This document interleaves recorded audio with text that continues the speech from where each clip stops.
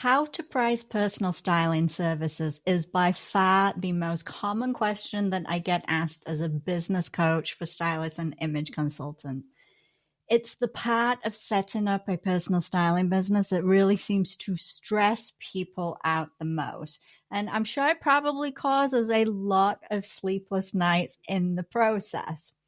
One of the biggest concerns that people have is that if their prices are too high, they won't get any clients.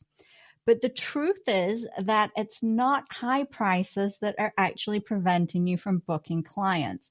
It's actually low prices that are causing you to lose out. Now, I know this might sound crazy, and I'm sure that you're probably a little bit skeptical that this is actually true, but I want you to keep listening because I'm going to explain to you why low prices are losing you clients and how to price your services the right way so that this does not continue to happen. So let's dive into this episode. So what is the problem with low prices? Surely people love low prices, right? People love to get a bargain. They love to save money. And while this definitely can be true in specific circumstances, it's not actually true for everything. So if I go to the grocery store and I see two different brands of, let's say, eggs, and one is $2 cheaper than the other, chances are I'm probably going to choose the cheaper option. I can see that the eggs are the same, and I have nothing really to lose by choosing that cheaper option.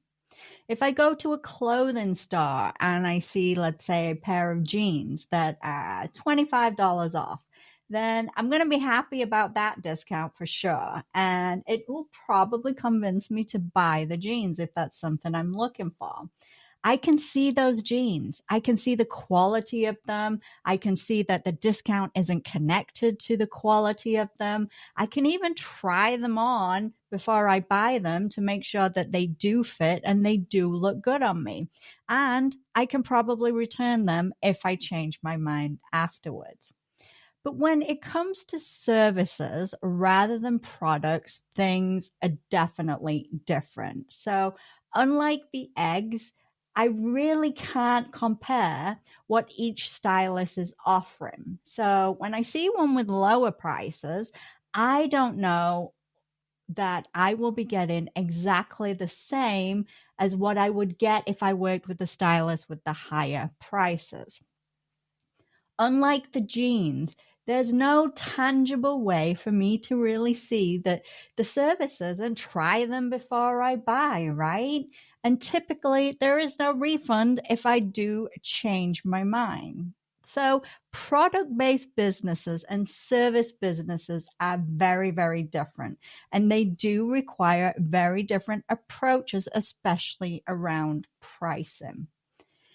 A low price product may encourage us to buy, but the psychology can be very, very different with services. So typically with services, people are not looking for the cheapest option. They are looking for the option that they believe will give them the results that they are looking for. And this is definitely what we see when it comes to personal styling and image consulting. They're not looking for the cheapest option. They are looking for the results that are being offered by that stylist and by those services. So people who are looking for a personal stylist, they typically are not expecting the services to be cheap. Yes, I know that styling has definitely become more affordable for many people in recent years. It's, long gone are the days where it was just something that celebrities and rock stars used to have a stylist to help them. It is available more mainstream and for more people nowadays. But we can't mistake affordable for cheap, right? Affordable and cheap and low price, these are very different things. And when we expect something to be a certain price range and we see it at an extremely lower price, this can actually set off alarm bells and make someone question what the quality of the services is going to be like for such a low price. Now, I'm sure you've all seen something advertised, something online probably, and they promote it as the regular price is, let's say, $999. Okay. That's what the price is supposed to be. But for a limited time, you can get it for only $30, right? What a bargain. You are getting something that is priced at $1,000 and it's only costing you $30.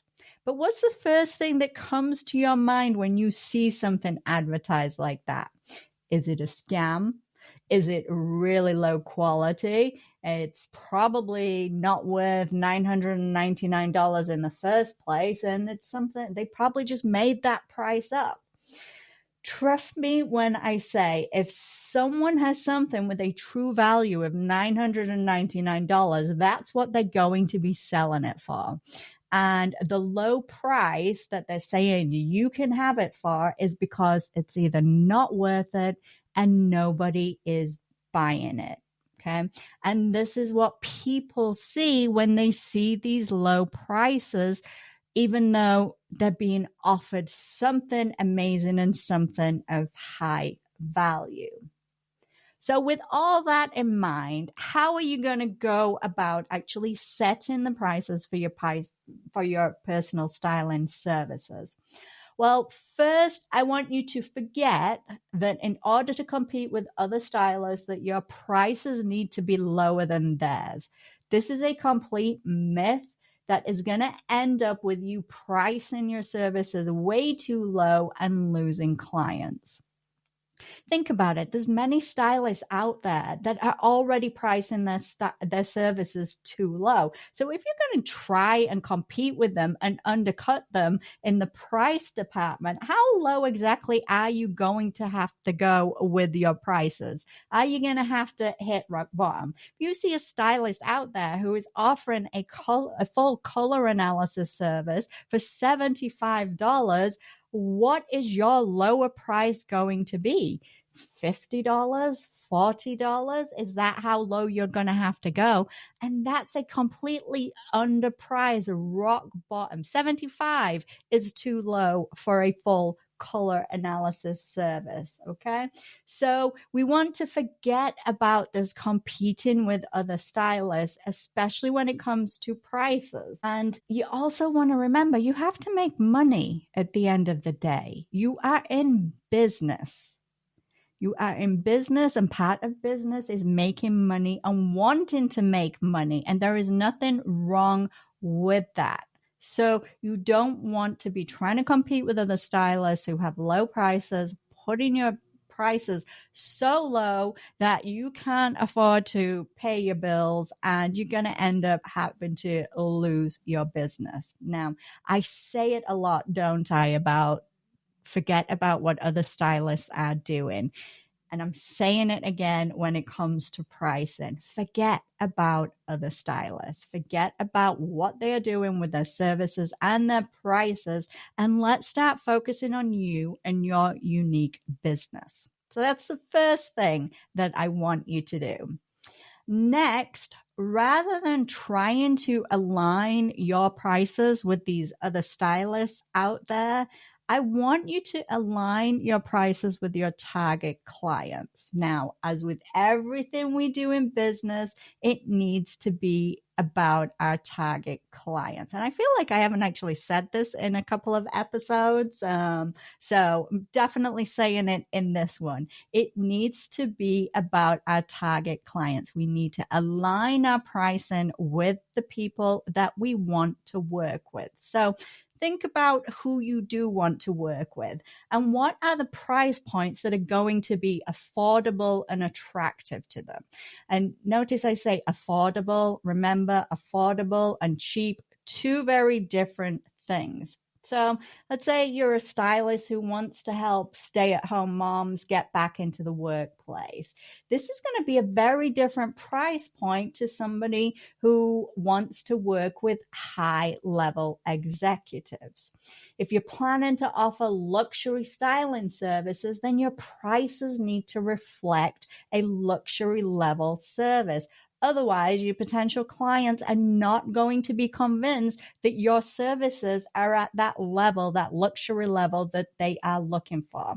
And I do see this particular scenario a lot. I see many stylists trying to position themselves in the luxury services market. Even their business name has luxury in it. But what they're posting online is them doing try-ons at Nordstrom Rack discount places and charging $100 for their service. This is losing them clients because their target clients expect and can afford a higher price point. And when they see that lower price point, that's the alarm bells going off. This is not truly a luxury styling service. This is not truly a luxury personal stylist. So I'm going to go and work with somebody else who is charging higher prices that actually reflect the job that they are claiming to do. So it is very, very important to think about your niche and think about who your target clients are and really understand how your prices play into that. So get to know your target clients, understand their financial circumstances. What kind of money have they got coming in? What are their expenditures like? How much cash do they have to be spending on a stylist right now? Is it unlimited, like it could be in the luxury market? Or is it for a specific purpose they want to work with a stylist? And, it might be a lower price point that they are looking for, but it's not a cheap price point. It just is lower than a luxury client is expecting. So we want to get to know our target clients. And if you haven't done that in your business yet, then go back and take a listen to episode 60 because I talk all about how to get to know your target clients in that particular episode. Then the next thing that you need to do to price your services is to align your price with the value of what you offer. Forget about how much time it takes you for each service, okay? Don't fall into that trap. That's kind of a hamster wheel that stylists get on. Well, it takes me an hour and a half to do a color analysis. So if I charge this, then it leaves me with an hourly rate. Forget about the hours. Forget about that strategy and approach to pricing, okay? I want you to think about the specific value of your services to your target clients and align your pricing with that value. Be specific, right? So show them exactly how they're going to benefit from working with you and how their lives are going to change. Find some statistics out there to help back up your volume claims if you can. How much money will you save them each year, given that they're no longer be buying clothes that they're never going to wear? What can they do with that extra money? Okay, that is a value to them. Show them that value and tie that into what you are going to charge. How much time are you going to save them each day or each month or even each year, given that they're going to know exactly each day what to wear and they're not going to waste time trying to figure it out? And then what can they do with that extra time? Make the value of what you do very clear to them in everything you do on social media, on your website, and then make sure that your prices reflect that value. Think about it. If you're saying that your services are life-changing, right? That you can change their life by working with you, but you're only going to charge them $100, do you think that they're actually going to believe that? Do you actually think that they're going to be like, oh, wow, this is going to change my life and it's only going to cost me $100. Chances are that's not what people are going to think. All right. They're going to think, well, it's only $100. I doubt it's going to be really that life changing.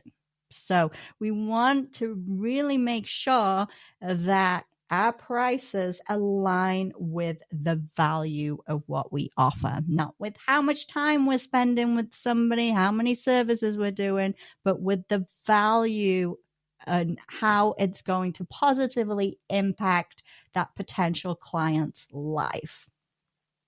And then finally, once you have aligned it with your target clients and once you have aligned it with the value of what you offer, then I want you to make sure that your prices are going to earn you the money that you actually need.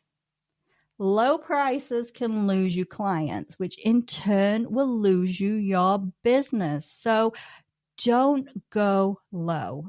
Don't make that mistake. Don't try to compete with lower priced personal stylists out there. Okay. They are going broke just as you're about to go broke too. And we don't want that to happen. So don't go low. Align with your target clients and with the value of what you offer. That is how you approach pricing when it comes to personal styling services. So I want you to think about that. And I want you to pay attention to who your target clients are and the value of what you do and start working on your pricing from that particular viewpoint. So that's today's episode. I hope that it was helpful for you, and I will catch you next time.